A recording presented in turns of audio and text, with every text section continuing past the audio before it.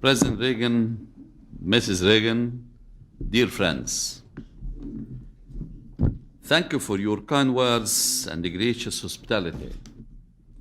The elegant and warm reception you have accorded us reflects the best tradition of American friendship and genuine openness.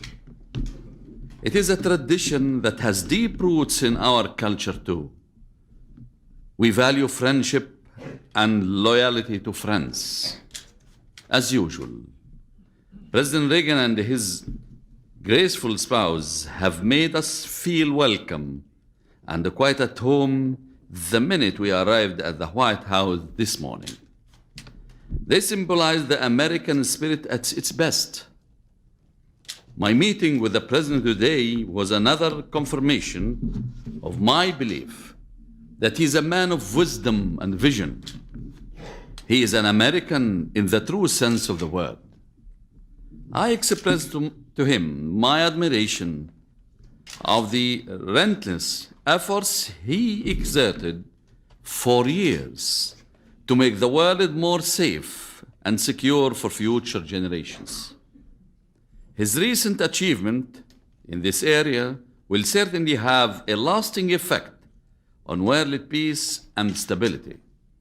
I have no doubt that other steps will follow in the same direction during the months ahead.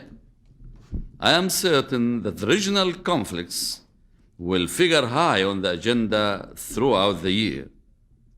Of these conflicts, the Middle East problems deserve special attention and priority.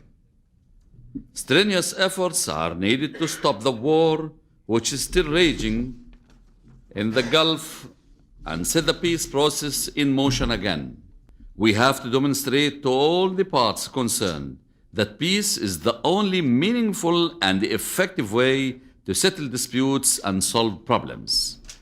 No other formula would work. No other alternative is acceptable. There is no justification at all for the continuation of bloodshed and destruction.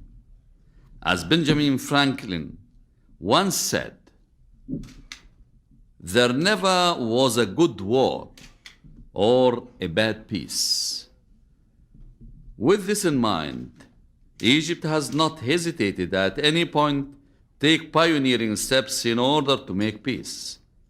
It is for the reason, too, that I have proposed a few days ago a moratorium on all forms of violence and repression. I'm quite convinced that this proposal, which is conceived as a preparatory step towards comprehensive peace, reflects the real sentiment of people of goodwill and human principles everywhere. No one who looks ahead and thinks of the future can accept the continuation of occupation and oppression. No one can, in good conscience, condone a policy of shooting and beating in a land that is holy to all of us.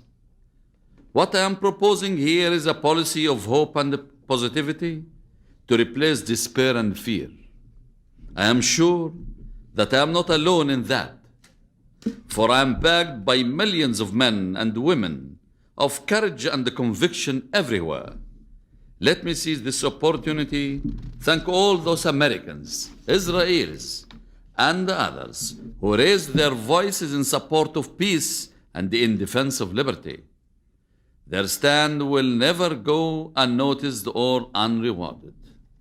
Dear friends, American leaders have worked with Egyptian leaders over the years in order to construct a model for friendship and cooperation among nations. In particular, President Reagan has made a great contribution to the development of friendly relations between Egypt and the United States. We are proud of this friendship, which has been mature enough to overcome all obstacles we have encountered, and deep enough to look to the future with hope and promise. The talks we had in the morning added to the reservoir of goodwill and mutual understanding that exists today between our people. As ever, the President was both receptive and responsive. I highly value his opinions and ideas. We shall continue to work together, as we did in the past, in order to serve our common goal of reinforcing peace and promoting progress and stability.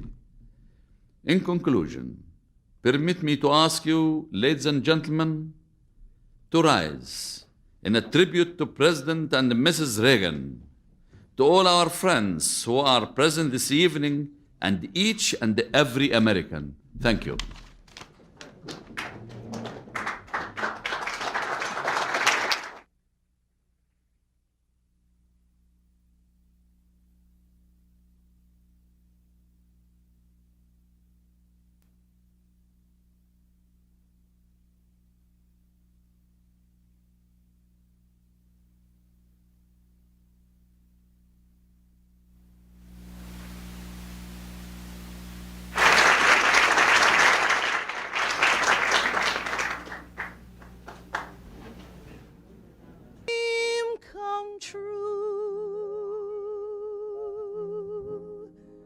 Or will this love of mine fade out of sight like the moon still